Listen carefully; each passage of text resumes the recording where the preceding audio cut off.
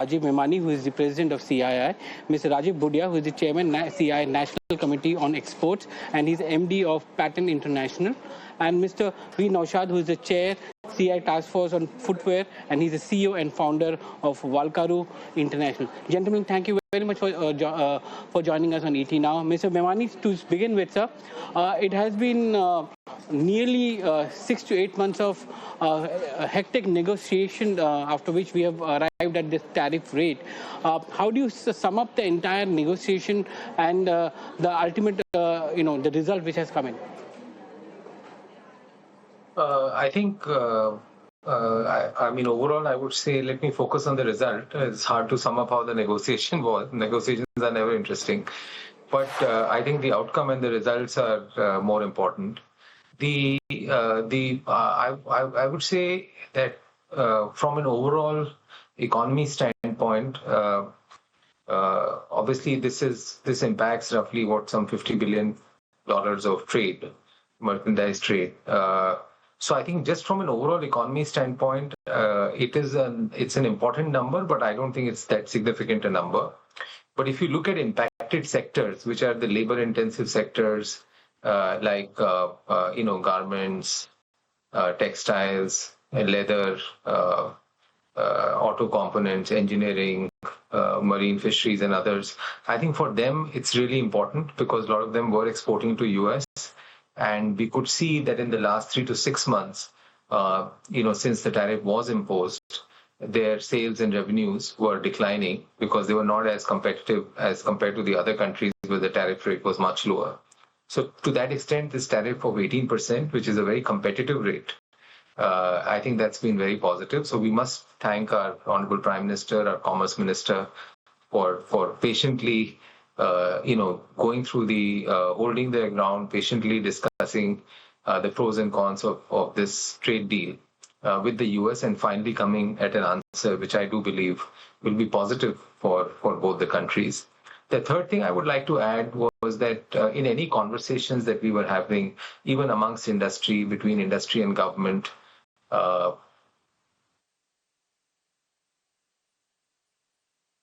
this always used to come up. So, India has had the strongest macroeconomic performance and fastest growing country in the world, strongest macroeconomic performance that I can in the last 10, 15 years.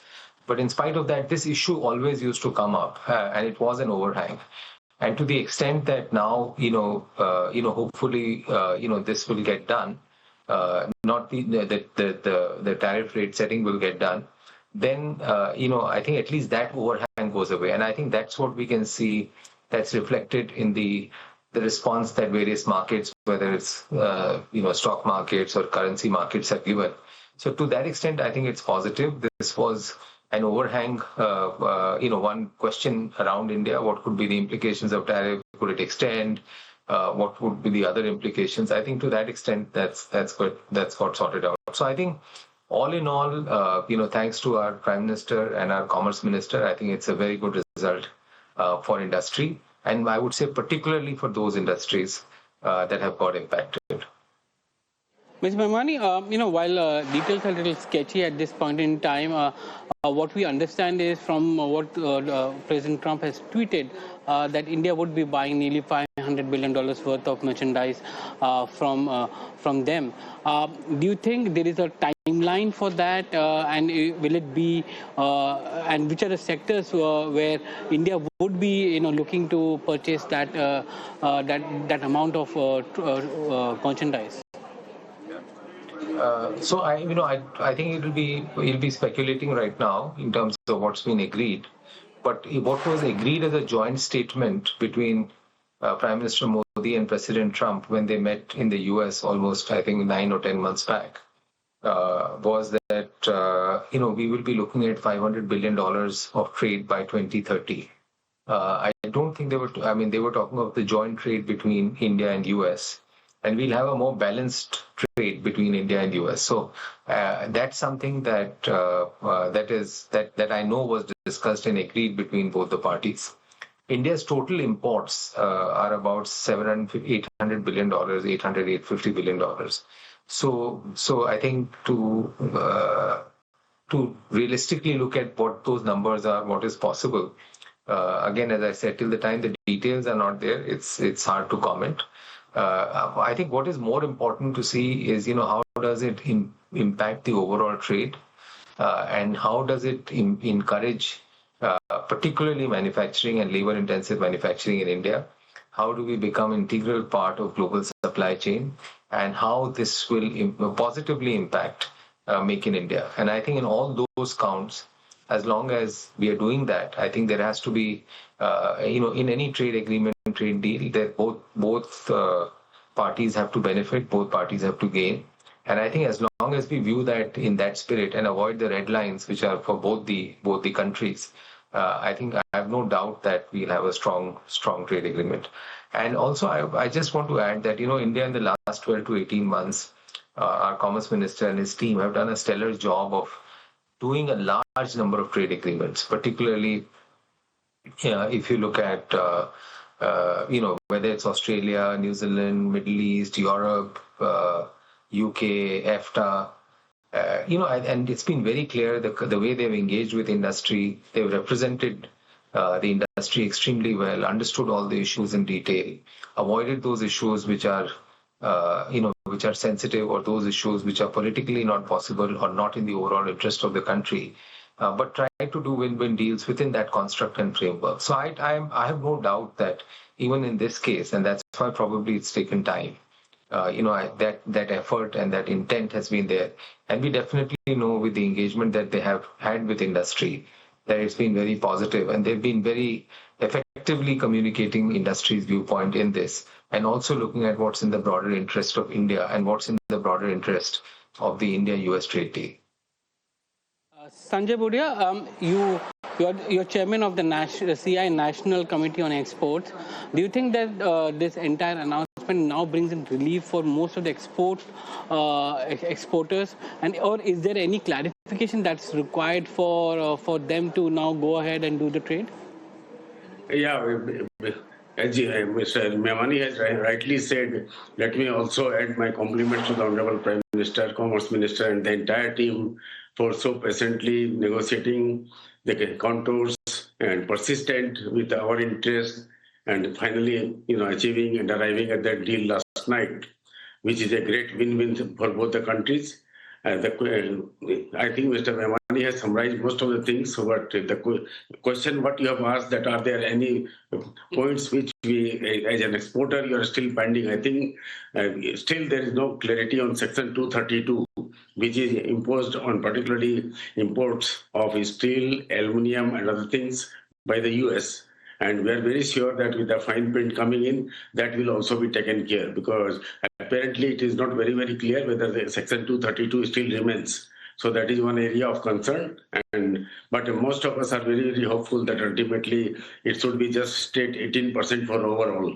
It should not be with any if and buts or any riders. So that is one thing. And as an exporter myself to the US, I would also like to add that the present scenario presents the US and India as equal partners. Like our overseas partners, they say, it is not you are a supplier or we are a buyer, it is our partnership, and the partnership continues for years and years. We are global value chain ourselves for many large US companies, and it has been a long-term relationship, long-term partnership. And we were all confident that it is something temporary which will go away. And now we are more than confident that this is for a long haul. And India, after signing the trade agreements with so many countries, lastly with the EU, we are very much on the high table and with respect, and that respect is going to increase every other day. Mr. Memani, it was widely expected that the entire India-US trade deal will be in phases. The first phase would be merchandise, but it will also have some kind of framework for doing business going forward. What has been announced is so far the tariff rates which have been. Do you think that in the next couple of days or weeks we'll have the first phase of the entire bilateral trade, which was getting negotiated between two countries, being unveiled by both the leadership? Yeah, I mean, my understanding was that it was not just for textiles or garments. I think it was across all sectors. And right now, I think we'll probably have an agreement in terms of tariffs, as US has done with other countries, and probably opening up of some sectors which were both sides hitherto were not blocked. But I think the overall FTA, if that was your question, I think that may take almost by the end of the year to fully discuss and negotiate and thrash that out. And I think by the time that gets approved, it may well be end of the year. But I think outside of that, as far as tariff is concerned, I'm hopeful that it should get done in the not too distant future. And I think it'll be across sectors. I'm not expecting it to cover only a few sectors because it has to be comprehensive. You can't have agreement on one part of the sectors and not have agreement in other parts. Mr. Naushad, you head the task force on footwear. Do you think the industry is now happy that there's a certainty of the tariff rate which is coming in, and the industry will be competitive to to export to the US market? The industry is very happy, and we sincerely thank government's effort for making this happen. And as President Memani told, because the tariff has come down from 50% to 18%. This is a sharp correction, and this will ease the cost pressure and reduce uncertainty and help Indian exporters regain the pricing competitiveness.